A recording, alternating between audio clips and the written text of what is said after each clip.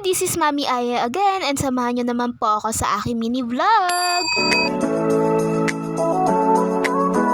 So for today's vlog nga mga mare, eto nga at kasama ko nga yung ate ko. Pupunta nga kami ngayon ng housing at mamimili nga lang ng mga kailangan sa bahay. Mula kasi yung pinasok ko itong mundo ng pagbablog mga mare ay napapabili na nga ako ng mga dating hindi ko nga binibiling mga gamit sa bahay. Diyos ko mga mare, kahit 50-50 na nga yung budget namin ay go na yan para nga lang may content nga ako ngayon. And fast forward nga mga mare, pagka uwi ko nga pala sa bahay, eto nga at nagready na nga rin ako ng aming uulamin. Tinimpla ko na nga pala ng magic sarap pati na nga rin paminta itong harina mga mare at alam na alam nyo na nga rin kung ano nga yung lulutuin ko ngayon. Kahapon ko pa nga pala tong video mga mare at hindi ko nga agad na i-upload at na i-edit dahil nga marami nga rin akong nagawa kahapon at hindi na nga kaya ng aking powers. O jiba. Paglinggo nga pala mga mare ay nagpapautang nga pala itong aking kapitbahay at tita ko nga rin pala siya. Kaya nga eto at kumuha na nga lang pala ako ng kalahating kilong manok. Utang lang ng utang mga mare hanggang sa maubaon nga sa utang. Charis. Balik na nga pala tayo sa aking ginagawa mga mare. Pagkatapos ko nga palang mai-prepare yung mga manok mga mare, eto nga at for the luto na naman nga ang person. Eto nga at for the prito-prito na naman nga tayo. O jiba.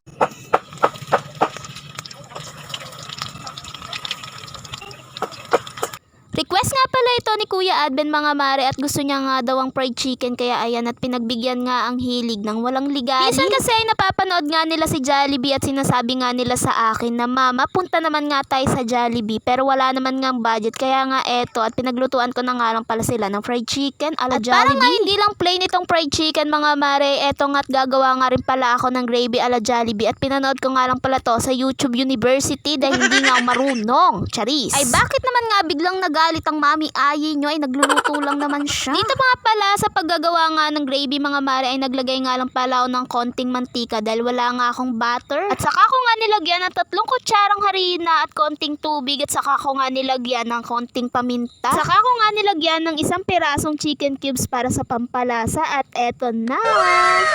At dahil ako nga ay nagluto mga mare, ako nga rin pala yung unang titikim at for the taste test na nga ang person kung masarap nga ba. At dahil nga nagutom ako mga mare, sumandok na nga rin pala ako ng kanin at eto nga at kumain na nga rin kami ni Kuya Adben at nasarapan nga rin daw siya. Sobrang favorite nga nilang magkapatid itong fried chicken mga mare, kaso nga lang ay nilalagnat nga itong si Baby RJ kaya nga ayaw kumain at wala ngang gana. Kaya kami na nga lang ni Kuya Adben yung kumain para nga may merienda nga rin kami ngayon. Kain po tayo mga mare. Thank you Lord sa blessings.